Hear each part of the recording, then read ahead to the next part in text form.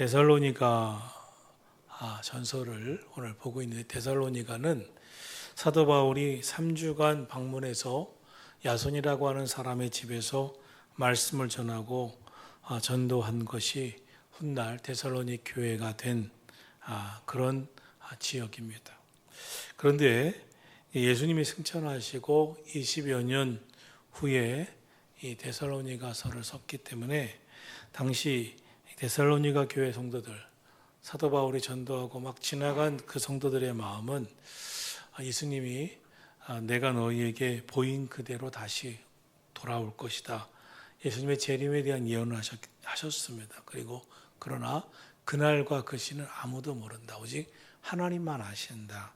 그리고 하늘로 승천하셨기 때문에 하나님만 아는 시간이긴 하지만 예수님이 내가 너희가 본 그대로 다시 오시리라고 하는 그 말씀을 하셨기 때문에 데살로니가 교인들은 예수님이 하늘로 승천하신 후에 기간이 얼마 안 됐기 때문에 분명히 다시 오신다.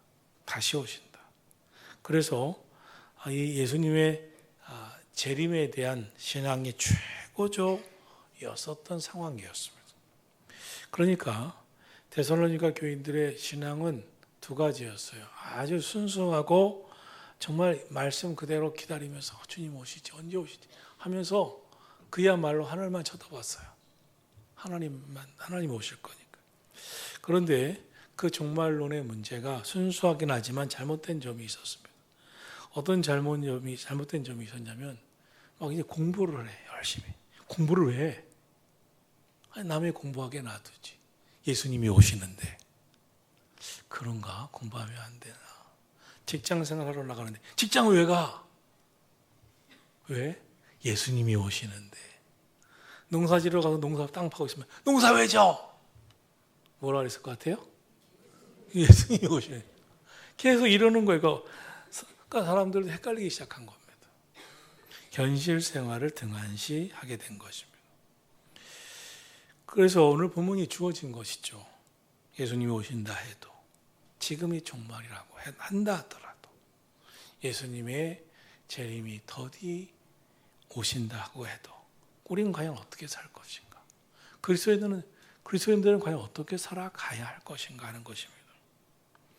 예수님이 내일 오신다고 해도 이렇게 살아야 되고, 그렇지 않고 더 늦게 오신다고 해도 성도는 과연 어떻게 살 것인가? 이렇게 살면 된다는 것이죠. 첫째로 항상 기뻐하라. 이것은 그리스도 예수 안에서 너희를 향하신 하나님의 뜻이니라. 예수님이 오신다고, 지금 예수님이 오신다고 심각하게 그냥 예수님이 오신다고 너무 심각해. 그런 게 아니다. 항상 기뻐하며 산다. 주님이 지금 오셔도 감사하고. 그러니까 주님이 지금 오시는 것이 너무 불편하고 심각한 사람은 누가 심각해요? 여러분 생각에? 찝찝한 사람. 예수님이 너 이런 죄 졌지, 이 자식, 이러면 찝찝하니까. 예수님이 오신다고 했는데 막 불안한 사람은 누가 불안합니까? 누가 불안해요? 아직 해결 안 된 게 많은 사람은 불안합니다. 또 어떤 사람은요, 예수님이 오신다는 게 좀 억울한 사람도 있을 거예요. 돈 벌어놓은 게 많은 사람. 써야 되는데 이거 두고 가야 되나? 그러나 늘 믿음으로 살던 사람. 그러면서 언제 오셔도 나는 주님이 오시는 것이 땡큐입니다. 항상 기뻐하라. 그런 마음으로 살려는 거예요. 이것이 그리스도 예수 안에서 너희를 향하신 하나님의 뜻이니라.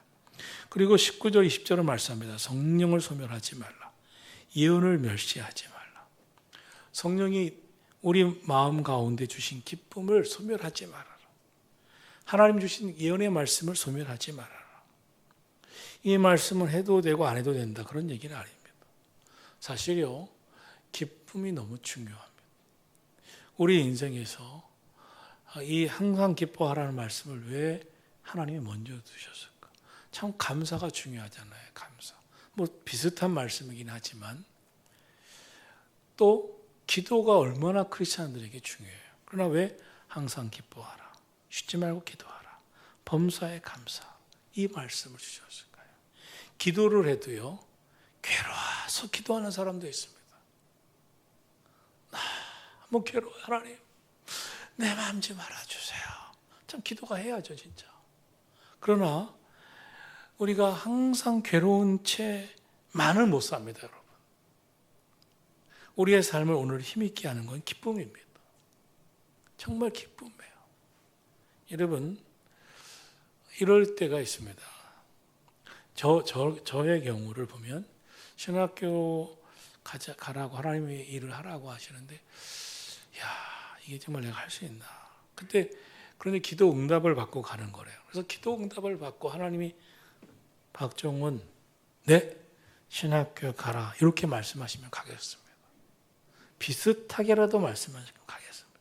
기도하다가 비슷한 것도 안 나오니까 그래도 감동이 오면 가겠습니다. 그때 제 마음에 하나님이 너 자꾸 무슨 증거가 필요하냐? 내가 너를 택했고 주일 하라고 했는데 하나님 확신 주셔서 감사해 하니까 혼자 막 너무 기쁜 거예요. 찬송도 막 이렇게 교회 이렇게 왔다 갔다 하면서 기쁜 거예요. 기쁘니까 신학교를 가는 것도 혼자 기쁜 거예요. 신학교에 들어가서 채플실에 가서 기도할 때도 기쁜 거예요. 올라가면서 찬송할 때도 기쁜 거예요. 교회 일할 때도 기쁜 거예요. 혼자서 옛날에는 이렇게 저렇게 현수막을 안 만들었습니다. LED는 없었습니다. 옛날에는요, 그 흰 색지 갖다가 색지 갖다가 맥주 감사 이렇게 써. 가위로 오리고.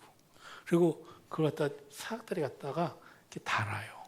그 내려와서 혼자 하니까 신학교 있을 때 혼자 하니까 누가 봐주나요? 교인은 많아도. 내려와서 삐뚤어지네. 다시 올라가. 또 달고. 옛날에 신앙생활 하는 사람들은 압니다. 또 다시 내려와서 여긴 잘 달았는데 맥주 감사는 이쪽인데 이쪽에 좀 내려와서 다시 달아. 달다가 혼자 급한 마음에 사각다리가 넘어져서 깨져 몸이. 허리가 아파. 그래도 너무 감사한 거예요. 이게 내가 할 수 있다니까. 왜냐하면 그 일을 제가 할 때 우리 교회 오셨던 그 90세 그 목사님이 그걸 다 했었거든요. 근데 그분이 나이가 드셔서 하시니까 그분은 저보다 훨씬 잘해요. 왜냐하면 그분은 미술을 전공하신 분이라 참 잘해요. 그런데 그 일을 제가 하고 싶어서요. 저는 진짜 강대상에 올라가서 하는 일. 야, 너무 좋은 일이야. 그 신학교 1학년 때부터 혼자 그걸 말할 때 제가 해도 되나요, 목사님? 그걸 해봐, 박 전사님. 제가 해도 되나요? 너무 좋아서 하는 거예요. 너무 좋아서. 교회 일은. 또 그분이 하시는 게 뭔가 보더니 교회 마당을 이렇게 청소를 하시더라고. 그래서 제가 목사님 제가 해도 되나요? 그럴래? 빗자루 이렇게 주시더라고. 그래갖고 누가 그 빗자루 뺏어갈까 봐 제가 그걸 하는데 너무 기쁜 거예요. 너무 기쁜 거. 내가 신학교 가길 잘했고 주일 하는 게 너무 기쁜 거예요. 두 번째 교회 계산중앙교회에 갔는데 목사님이 찬송 인도를 한 번 시키더라고요. 저를. 근데 제가 찬송 인도를 곧잘 하잖아요. 그렇죠? 동의를 해줘야 이게 진행이 됩니다. 이 설교는. 그렇죠, 목사님. 그래야 설교가 진행이 되지. 이렇게 약간 비웃음이 섞인 웃음이 오면 설교가 진행이 안 됩니다. 근데 목사님이 그렇게 인정해 주신 것 같으니까 선배가, 기라성 같은 선배가 많은데 저를 시켰으니까 혹시 제가 조금만 늦으면 다른 선배가 할까봐 주일 2, 3부, 저녁, 수요, 금요 안 뺏기려고 키를 쓰는 거예요. 그거 목사님이 나한테 맡겼는데 그걸 누가 할까봐. 그러니까 기뻐서 하는 거예요. 목이 엄청 쉬어도 하는 거예요. 괜찮다고. 목심이 어떠냐고. 너무 기쁘니까. 여러분 기쁨은 그런 겁니다. 너무 기쁜 거는요. 빼앗기고 싶지 않은 겁니다. 오늘 성경에 주님은 우리에게 항상 기뻐하라고 하는데 고린도 후서 6장에 보면 그리스도인은 누구냐? 근심하는 자 같으나 기뻐하고 그랬습니다. 무슨 말이에요? 세상 삶에 근심거리 있지만 그럼에도 말고 불구하고 기뻐하라는 거예요. 사람들은 이렇게 얘기할 수 있습니다. 기쁜 일이 없는데 어떻게 기뻐합니까? 여러분, 역으로 생각해야 됩니다. 기쁜 일이 없어도 기뻐하는 이유는 기뻐하면 행복해지고 기쁜 일이 생기기 때문입니다. 과학자들의 연구에 의하면 사람이 억지로 억지로라도 웃으면 엔돌핀이 나온다 그랬어요. 그래서 황수관 박사님이라고 하신 분이 계속 그 얘기를 했습니다. 억지로라도 웃으면 엔돌핀이 나온다. 스탠포드 의과대학의 웃음 효과에 대한 이야기도 그분이 오랫동안 하셨어요. 의도적으로 웃어도 엔돌핀이 막 발생한다고. 그래서 1시간 동안 웃음 터지는 영상을 보여주고 몸속에 일어나는 변화를 보면 막 심장이 점점 튼튼해지고 암을 이기는 저항력이 막 생기고, 그래서 암에 걸린 사람이 해야 할 일은 더 많이 억지로라도 웃는 것이다. 이런 얘기를 했단 말이에요. 여자가 남자보다 보통 7년 더 산대요. 여자가. 그럼 여자가 왜 더 사느냐? 통계에 의하면 더 많이 웃어서예요. 근데 생각해보니까 저보다는 우리 집 사람이 더 많이 웃어요. 웃어도 좀 이상하게 까까까까 이렇게 웃긴 하는데, 저는 웃어도 아하하 이렇게 하고. 근데 여자들은 막 까까까까 웃잖아요. 우리 교육자실도 보면 여자들이 웃을 때 별나요. 하여튼 웃음이. 그런데 여성이 지금도 거의 여성이 웃잖아요. 소리는 여성이 웃잖아요. 응? 그래서 여성이 더 산대요. 남자들이 정신 차리고 웃음을 늘려야 돼요. 예? 열심히 일하고 와서 살기는 여자만 행복하게 살고 남자는 금방 죽고, 참 기가 막히죠. 기가 막혀. 응? 근데 또 여성들 이렇게 얘기하는 거 보면 그렇더라고요. 아우, 건강해졌대. 그래서 이렇게 건강해졌어요. 나이 드신 분들은 이유가 있잖아. 어떻게 했더니 남편이 갔잖아. 또 이래. 그럼 그 말 옆에 듣고 있다가 죽으란 얘기인가? 막 이런, 어떻게 하라는 얘기. 난 일리는 있어요. 여성들이 막 웃기도 하고 또 건강도 하고.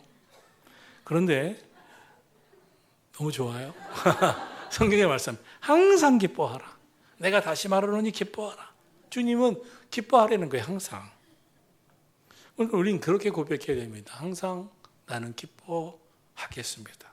주님이 기뻐하라고 하셨으니 기뻐합니다. 기뻐하는 것이 하나님 뜻이고, 항상 기뻐할 때 만사가 꿈꾸는 대로 웃는 대로 되어져 감을 믿으시기를 축원합니다. 둘째로 쉬지 말고, 그건 항상이죠. 쉬지 말고 기도하라고 말합니다. 삶에는 많은 문제가 있어요. 문제가 없고 고난이 없는 인생은 없습니다. 더군다나 고난은 시험을 주고 좌절을 주고 시험에 빠지면 삶은 우울해집니다. 시험이 계속되면 우울해져요. 삶이 어두워집니다. 그런데 이 모든 문제를 해결할 수 있는, 단번에 해결할 수 있는 치료약은 기도밖에 없다 그랬어요. 너희 중에 고난당하는 자가 있느냐? 그는 기도할 것이라. 고난당할 때 할 수 있는 유일한 치료약은 기도예요. 기도하면 성령의 역사가 일어납니다. 기도하면 문제가 풀립니다. 고난이 극복됩니다. 기도에는 능력이 있어요. 그래서 소망 중에 즐거워하며 환난 중에 참으며 기도에 항상 힘쓰라고 했습니다. 사람이 넘어질 때 큰 문제, 큰 걸림돌에만 넘어지는 건 아닙니다. 걸린 것을 보면 아주 작은 것에서 걸려 넘어질 때도 많습니다. 이스라엘 백성들이 출애굽해서 홍해 건넜죠. 요단강 건넜죠. 이거 어마어마한 사건입니다. 더군다나 여리고, 정말 철옹성 같은 여리고성이 무너졌어요. 전적으로 하나님의 은혜와 순종하는 믿음으로 홍해도 건넜고 요단강도 건넜고 철옹성 여리고도 무너뜨렸습니다. 파직주세로 나가다가 어이없게 작은 아이성에서 패배합니다. 큰 문제 앞에서 놀랍게 이겼는데 작은 아이성 앞에서 패배합니다. 하나같이 얘기하는 거예요. 순종이 없었고 기도가 없었기 때문이다. 그렇게 잘하던 순종이 없었고 기도가 없었기 때문이다. 오늘 우리의 삶에 넘어짐이 있을 때, 고난이 있을 때 두 가지 봐야 되는 거예요. 순종이 없었나? 기도의 준비가, 기도의 대비가 되어 있지 않았나? 우리 삶에 넘어질 때를 대부분 보면 기도하지 않아서입니다. 너무나 작은 일에도 맥없이 넘어질 때 보면 기도하지 않아서입니다. 기도하는 시간에 영혼이 살아납니다. 영혼육이 움직이고 작동합니다. 성경은 말씀합니다. 영혼이 잘된 값이 범사가 잘되고 강건하기를 원하노라. 영혼이 살아나야, 신앙이 살아나야 가정도 온몸도 살아나는 겁니다. 그래서 골로새서 4장 2절은 기도를 계속하고 기도에 감사함으로 깨어 있으라 그랬습니다. 악한 사탄이 우리에게 하는 것은 영혼을 잠자게 하는 것은 기도를 쉬게 하는 거예요. 여러분, 이 금요 심야 같은 기도 같은 데는 꼭 오셔서 부르짖는 여러분 되시고, 오늘 오셔서도 간절히 찬송하고 기도할 때 영혼을 깨워야 우리 삶에 악한 영이 틈타지 아니하고, 고난이 오고 시험이 와도 고난당하는 자가 있느냐, 저는 기도할 것이요 기도로 승리할 줄로 믿습니다. 기도하면 문제가 해결됩니다. 괴로웠던 문제 결국은 해결됩니다. 어떤 분들은 그렇습니다. 기도를 잘 하다가 정말 중요한 순간에 기도를 쉬어요. 야, 요거 여기까지 해야 되는데 저기까지. 그런데 그 기도도요, 끝까지 해내는 사람이 있고, 그때 무슨 일이 생겨서 좀 그랬어요. 무슨 일이 생겼어요. 그러니까 그게 안 되는 거예요, 응답이. 그걸 못 넘어서는 겁니다. 여러분, 오늘 여러분의 기도 제목이 있다면 끝까지 기도 응답이 임하기까지 해내기를 축원합니다. 셋째로 범사에 감사하라고 그랬어요. 모든 일에 감사하는 건 너무나 힘들지만 성경은 강조합니다. 범사에, 모든 일에 감사하라. 어떻게 그렇습니까? 사람들에게 대화를 해보고 여러분 이야기를 해보면 불만이 있는 사람이 있어요. 이것이 불만이고 이것이 절망이고 막 불만을 얘기해요. 불만이 있는 사람들의 특징은 불안한 거예요. 근심이 있는 거예요. 불안하고 근심이 있으니까 그것이 불만이 있는 겁니다. 그런 사람은 원망, 불평이 떠나지 않죠. 그러면 불만을 갖고 원망, 불편하면서 문제를 해결하려고 하면 결국은 안 되는 거예요, 해결이. 우리 삶에는 매일 짓누르는 일들이 있습니다. 불안해요, 근심이 있어요. 그것을 불만으로 표출합니다. 그리고 그렇게 합니다. 해결이 안 돼요. 성경은 뭐라고 말씀합니까? 범사에 감사하라. 불만이 있으면 감사하고 쉬지 말고 기도하면서 오히려 하나님 주실 기도 응답을 믿고 긍정적인 마음으로 기뻐하면서 나가라는 거예요. 범사에 감사하라. 이것이 그리스도 예수 안에서 너희를 향하신 하나님의 뜻이니라. 19절로 22절로 이런 말씀을 합니다. 성령을 소멸하지 말아라. 예언을 멸시하지 말아라. 범사하려 좋은 것은 취하고 악은 어떤 모양도 버려라. 불평하는 악은 조그만 것도 버려요. 원망은 조금도 버려요. 불만스러운 마음은 조금도 버려야 됩니다. 이런 일이 있지만 하나님이 되게 하실 줄로 믿습니다. 하나님이 함께 하실 줄로 믿습니다. 악은 모양도 버려요. 악은 작은 것도 버리라는 거예요. 범사에 헤아려 좋은 것 항상 기뻐하자. 쉬지 말고 기도하자. 범사에 감사하자. 이 예언의 말씀을 멸시하지 말자. 성령이 주신 마음을 버리지 말자. 범사에 돌아봐서 이런 조그만 것이라도 악은 버리자. 불만, 원망, 불평하는 것은 버리자. 믿음으로 기도하자. 하나님이 역사하신다. 오늘도 이 믿음 가지고 기도하고 여러분의 삶이 언어가 바뀌면 생각과 마음, 결국은 생활이 바뀌고 가정이 바뀔 수밖에 없습니다. 우리 삶에 그런 은혜가 있기를 축원합니다.